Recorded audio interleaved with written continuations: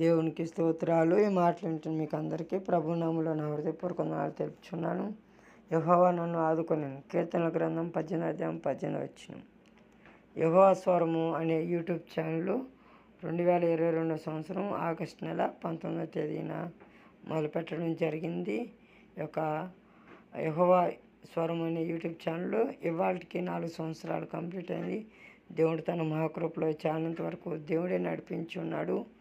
మరి దేవుని యొక్క మహాకృప వల్ల మాత్రమే ఈ యొక్క ఛానల్ నడిపించబడుతుంది. దేవుడు తన దాసుడే నన్ను ఏర్పాటు చేసుకున్నాడు. ఈ యొక్క యెహోవా స్వరం అనే యూట్యూబ్ ఛానల్లో అనేక రకాలమైన వర్తమానాలు అందించడం జరిగింది. ఆ వర్తమానాలు విని మీరందరూ మేలు పొందుకుంటారని ఆశపడుతున్నాను.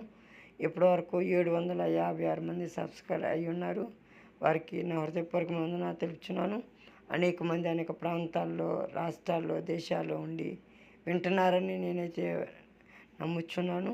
మీరు కూడా ఈ యొక్క వర్తమానాలు వినవలసిందిగా ప్రభుపేట కోరుచున్నాను. ఇంకా ఇందులో అనేక రకాలమైన వర్తమానాలు ఉన్నాయి. స్క్రీన్ మీకు కనపడతా ఉన్నాయి.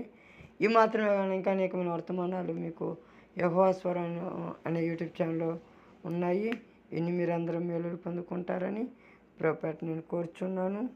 దేవుడు తన మా కృపలో నన్ను రక్షించాడు. నేను రోడ్ల అమ్మట ఎంగిలి బీడీ సిగరెట్లు ఏరుకొని తాగాని పిచ్చోలా తిరిగేవాడిని. ఆయన నన్ను ప్రభు 3 సేవకులు మా ఇంటికి పంపించాడు. ఆ సేవకుల ద్వారా దేవుడు నాతో మాట్లాడాడు. తన సన్నిధికి నన్ను నడిపించాడు. తన ప్రేమ చేత, తన మహాకృప చేత నన్ను రక్షించి ఈ యొక్క భూలోకంలో ప్రభు యొక్క మాటలు తెలియచేటుకు ప్రభు నా కృప చూపించున్నాడు. దయచేసి మీ అనుదిన ప్రార్థనలో నా కొరకు, నాకు పరిచర్య కొరకు, కుటుంబం కొరకు ఇంకా అనేకమైన వర్తమానాలు ఇందులో యెహోవా స్వరం అనే యూట్యూబ్ ఛానల్ అందించాలని ఆశపడుతున్నా. దయచేసి మీ అనుదిన ప్రార్థనలో జ్ఞాపకం చేసుకోవాల్సిందిగా ప్రభుపేట కోరుచూ ఉన్నాను. దేవుని నామానికి మహిమ కలుగును. దేవుని స్తోత్రం మీకు వందనాలు తెలుపుచున్నాను.